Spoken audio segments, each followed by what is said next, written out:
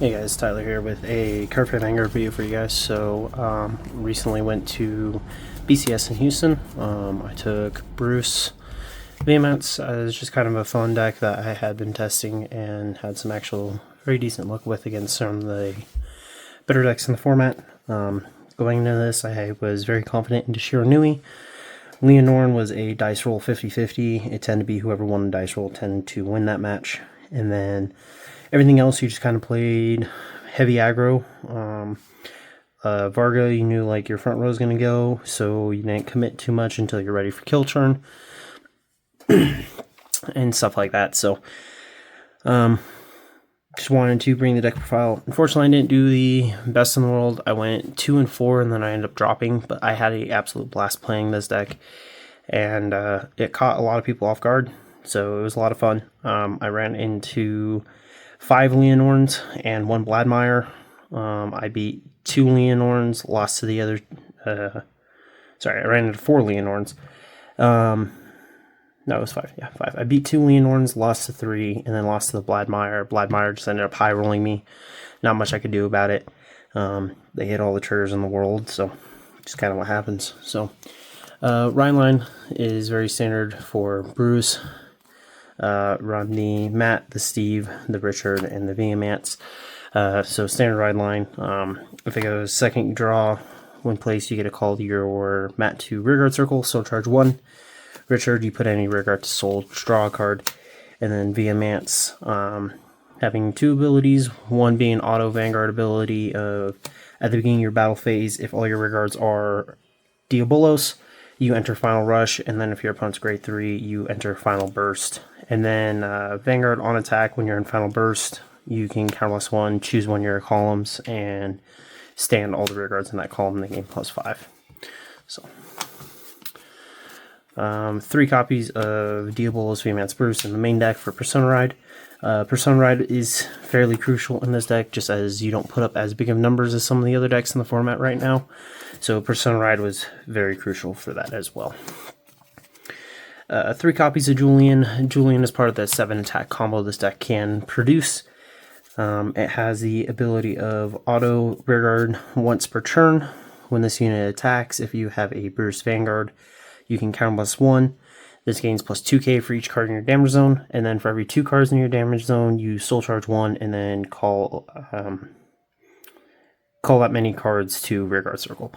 So you call for as many cards that you soul charged to open rearguard circle specifically.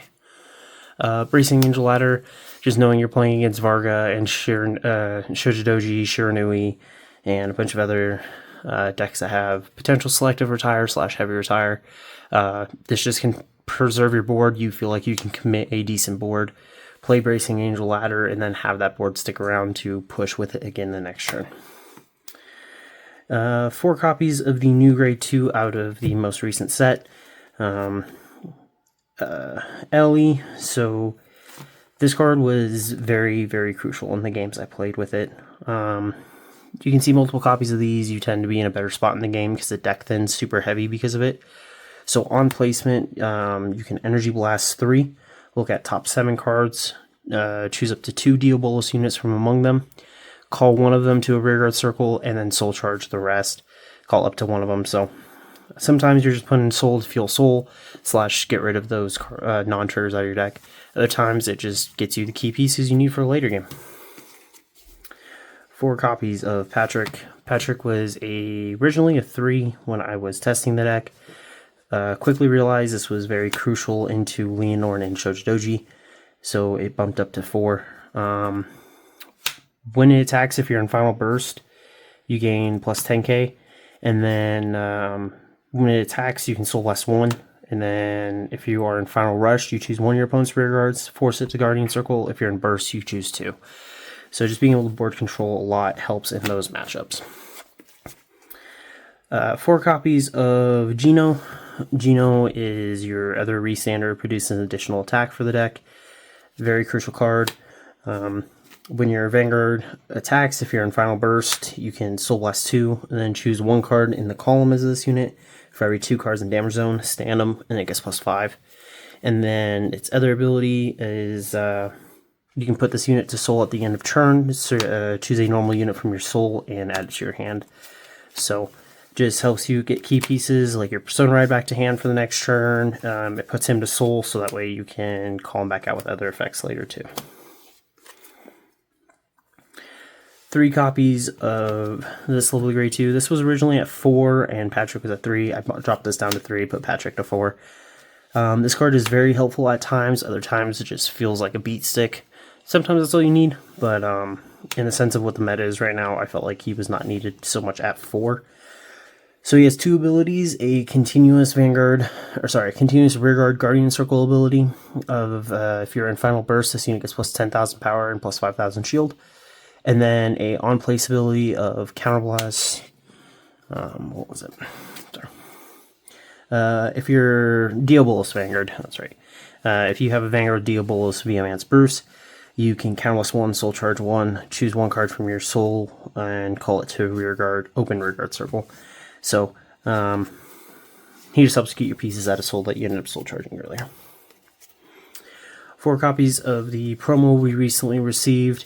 This card is what allows for the 7 attacks. This is the key, crucial card for the deck as a grade 1, as well as it is just a very fantastic card in the sense of you're not wasting resources early game because of this card. It doesn't feel like a waste. So when this card is discarded from hand or put into Soul from deck, you can Energy Blast 3, call it to a back row rearguard circle.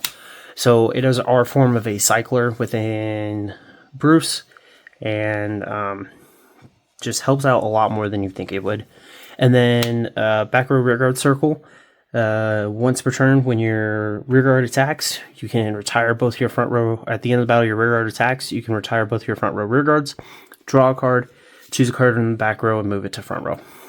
So what you end up doing is you end up having, like 2 attackers up here, you retire them, and then you move like a Julian from the back row to front row, and then Julian will produce an additional attack as well. I'll go over the full 7 attack combo towards the end, but this card was very, very useful and very helpful. 2 copies of Stephanie. Stephanie, mixed feelings about, honestly. I understand why it's in here in the sense of, hey, if you have to call this down, it is a 13k booster. It gives the unit in front of it plus 5k if you're in Final Rush. So in theory, if it's behind the Vanguard, he's an 18k. You tend to want to have him in the back behind Vanguard 9% of the game. So most of the time this doesn't get called back there, and most of the time this just gets called to a back row rearguard circle somewhere else. So it does the job at times when you need it. Certain times where I kind of wish it was something else maybe, but ended up being a lot of discard fodder more than anything else, unfortunately. 2 copies of this card from way early in the game. I think this was the first triple drive booster for D. I might be wrong on that, or was it second? I think it was second. But D-Bull's name, obviously, but if your Vanguard with Bruce was hit this turn, an attack hit, this gets plus 15k shield on Guardian Circle. So 20k shield if you've been hit one time. Saved me from a lot of situations, and bare minimum, he's an 8k booster. Bare minimum, he's a body you can call the rearguard that still has Diabolus in its name. Running 3 PGs, 1 Elementaria, pretty standard there. Do you still run into a grade 4 deck every once in a while, or something that just gains triple drive? The gain triple drive is not so common, but run into a grade 4 deck or a stride deck and it's a free PG. So running the red OT. Red OT just fit better in this deck. Unfortunately, the Dark States OT feels real bad. Like, you have to hit that super early to get the most out of it. This you feel like you can hit at any point in the game, and it does wonders for your deck. So besides the standard over trigger is when it is procced, you choose one of your rear guards, standing rear guards, and it gains the text of at the end of the battle attacks, it restands. If you did not choose something, you draw a card and then choose a card from hand, call it to rear guard circle. So produces another attack, or just, hey, this thing is going to swing at you twice for 100 mil. So sometimes it's very, very crucial. 4 copies of the Diabolus crit. I feel like at least 4 copies of the critical is kind of necessary in the sense of it is a Diabolus unit. So if you did have to commit it to board, It still procs with Vehemence, and you're not hindering yourself by not having a dealables crit. I did a 3-1 split between the effect crits and the non-effect crit. These crits do not matter so much what they are, as you are never going to be committing them on board unless it's super early game. Just as like it completely shuts your deck down because you won't enter Final Rush or Final Burst. So it is very crucial, the dealables crit, if you have to call out a trigger. So, but yeah, just whatever crits you felt. I liked the 3 of this and the 1 of this because then it kind of threw... somewhat kind of can, in theory, throw your opponent off in the sense of are they running 8 or 7 crits. So it just kind of produces looks weird for them in the sense of 4 and 4 typically. 3 copies of the effect draw trigger. You need to see your pieces in this deck, so the draw triggers are very crucial. Being able to get those cards in hand and produce, the board state you need to produce, as well as a 10k shield. So sometimes it's very crucial, and other times it's just gets used as a 5k shield, even though it's 10k. And then 4 heal triggers. In hindsight, I should have ran these as the dealables heals, but I did not do that in the end of it. So I just ended up running the world over trigger, or world only heals. Does not really matter so much on what heals. The dealables ones is just like, hey, if you also have to call them, it should be dealables. So, for the 7 attack combo, it is pretty standard. You want, obviously, Vehemence. Ideal setup is you end up having this back here. You have like a Gino, a Patrick, an Ellie, and then a Julian. And just whatever damage. Ideally, for the full pressure, you want 4 to 5 damage, just so that way Gino's full effect is active. So, premises is if you Persona Road, so everything's plus 10. You swing Patrick, you can use Patrick's effect to get rid of 2 of the rear guards. You would ideally probably have a little bit more soul than that. You swing Gino, boosted by Ellie, and you hit number. You swing Bruce.